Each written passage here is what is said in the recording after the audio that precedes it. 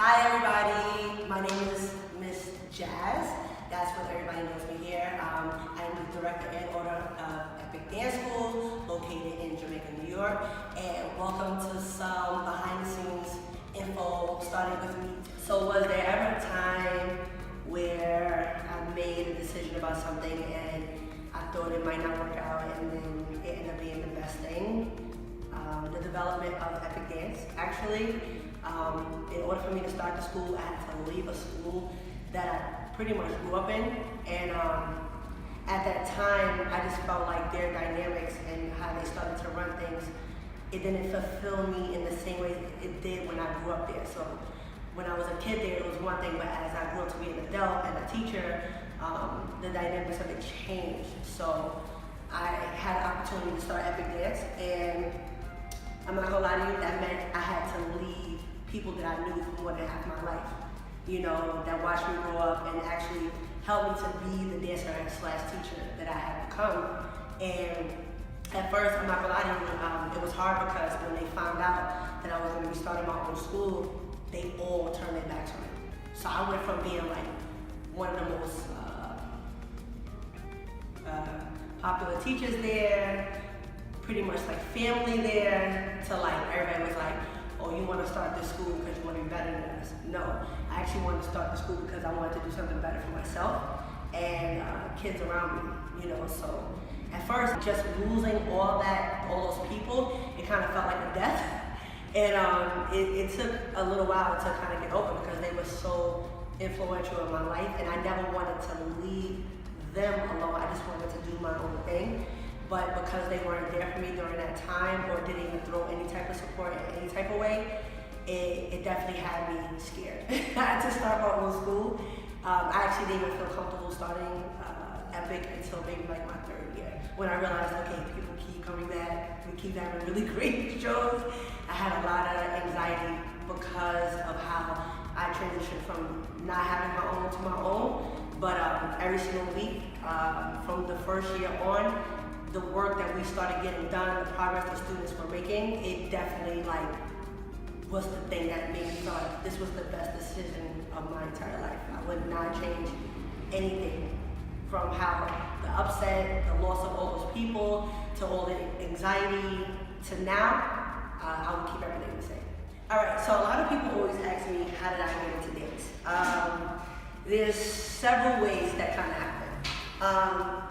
Background information, I actually wanted to be a gymnast first because I loved like doing flips and stuff like that, but there was nothing of that type of thing around or in my neighborhood. And the places it was, my mother didn't have a car and she couldn't afford it even if she had a car. So, but I was the person like always like jumping around, doing something. So my mother kind of just threw me in dance, but even the way she threw me in dance was kind of interesting because my neighborhood, where I grew up at, where I still live actually, Rochdale Village, they had this contest, the paper was throwing, and it was like, you come, you make up a dance, and then we'll give you a scholarship to one of the dance schools in the community center. So basically I made up a dance with my babysitter, right? To Boys to Men song, I forget the name. But we made it up in her living room. I auditioned it. I actually won the scholarship out of all the people. So I was able to go to dance school my whole first year for free. Everything, weekly class payments, costumes. I didn't pay for nothing. I took all the classes and I loved everything about it. Unfortunately, after that first year, my mother couldn't afford it until like a few years later. But once I got the dance bug, once I was in there, you couldn't stop me. I will be in basics and I'll be like in between. My mother would be like, stop, you know, so I think she kind of figured. After that, I was like pretty much hooked. So that's actually how I got into dance. All right, so I would have to say my best dance teacher, I don't even know if I would use the word best, but I would say my most influential dance teacher is someone who's actually still teaching dance now, Andrea Blackwell. She kind of just took me under her wing real early. She put me in a company when I was 13 years old just because she saw the level or the determination to want to be great. So I was like 13 years old dancing with like 18, 20, 25-year-olds, dancing for congressmen and all kinds of stuff, you know, around New York because of her. A lot of people, when I started growing up and I really started to become a teacher, a lot of people would compare me to her, you know. But over the years, I want to say that she was probably my best dance teacher because I learned what the best things about really being a teacher that can push students was. But then I also learned the line, where to draw the line at taking things too far, you know? Because I do feel like a couple of times she definitely took things too far, but she also had this amazing ability to bring out everybody's best as a dancer, you know? So yeah, to this day I give her all the credit as far as the dancer that I am today, you know? And then some of the credit for like the teacher, you know, but I learned so much from her, like the history of dance, taking dance very seriously, honing in on your craft, and really wanting to take things to another level. I always felt like with me, putting me in a company when I was so young, it showed like age has nothing to do with determination. It's not about age doesn't dictate your ability. Practice, working on your technique, just pushing yourself without even having to be asked. That's what I learned from her, and that's actually things I instill in my students today. Motivates me, my heart. Every decision that I make in life, I think things through. I'm actually a really good planner, and I do a lot of research. But if it doesn't sit well with my heart, I don't move. If my heart says yes, then I figure everything else after that. So there's a lot of times when I come up with things for the students, the dance school, and I'll tell the students before I even have an actual plan. I won't know how to go about it, how we're gonna pay for it, what we're gonna do. But if it's in my heart, then I do it. Favorite genre of dance? Okay, so.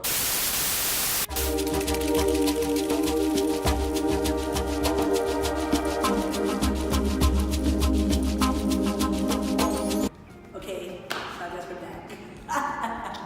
All right, so the question was, what's my favorite genre of dance? And back in the day, I probably would have said jazz. I mean, that's still one of my favorites, don't get it twisted. You know, I do a mean jazz dance, you know? But right now, I would say lyrical. Lyrical is when you do different types of genres in one piece. So if you look at any of my best pieces, they're definitely gonna have elements of African dance, jazz, ballet, modern, and hip hop. That's something I like to just throw in there. So I would say definitely lyrical. How did I come up with the name Epic Dance? Okay, so I'm really big on like acronyms, right? So I like for things to have a meaning and then another meaning, you know? So when I was coming up with Epic Dance, I'm sure there were other words, I cannot remember. I just remember I was in the shower. That's where I do a lot of my best thinking actually. And I was going through like a lot of different like strong one word. I didn't want something named after me because like when you're in this type of business, you also bring a service to other people. So I didn't want to name it like the Jasmine School of Dance or anything like that. I feel like that's, I don't know. I feel like it's a little too much. So, but I wanted something that when you heard it, it made a statement and it wasn't a long drawn out statement. So I would do like all these words like, it had this stuff like triumphant and great, you know, and I was like, how can I say great without saying great? And then I thought of the word epic, and I was like, oh. And then I was like, okay, now I have to see if the acronym works with the letters. And then I was like, okay, the things I love about dance, expression, okay, performance, okay, imagination, okay, creativity. I was like, that's it. I literally, like, I went through, I was in the shower, I did it this one day, and by the time I got in the shower, I knew that was the name, and I never changed it. The end. Foods I never eaten, but I would like to try. Nothing. I'm actually a really basic person. I'm not really big on trying things that I never have. If I go somewhere and it has chicken, I'll probably just get that. If I don't know anything else, I like home style food. So I'm not really big on like all the extra honest with you. I just like regular food. This one. I like this emoji. Because I smile like that. I have a big T smile. Right? That's like my favorite emoji. That one. You know? That's a weird question. I do believe aliens exist, but I don't feel like they're not on Earth. I don't believe they come from other planets. I think some of the people that we see on the train, that be singing and praying and stuff like that, I think they're aliens. You know, I was just in my neighborhood today getting coffee, and there's this weird guy in a wheelchair that has like one leg, and he's always taking off the extra part of the leg and swinging it around. I firmly believe he's an alien. Yeah, I do believe in aliens. I just don't feel like they're coming from outer space. I think they live right here with us. They're just other forms of human beings. Any last words?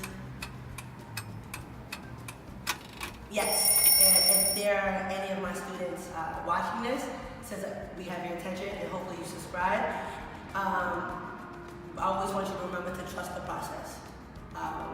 If I had to be an example of that, this whole epic dance saga has been a true testament to trusting the process. So if you're paying attention to this, I really want you to do that and go practice something. All right, that's it.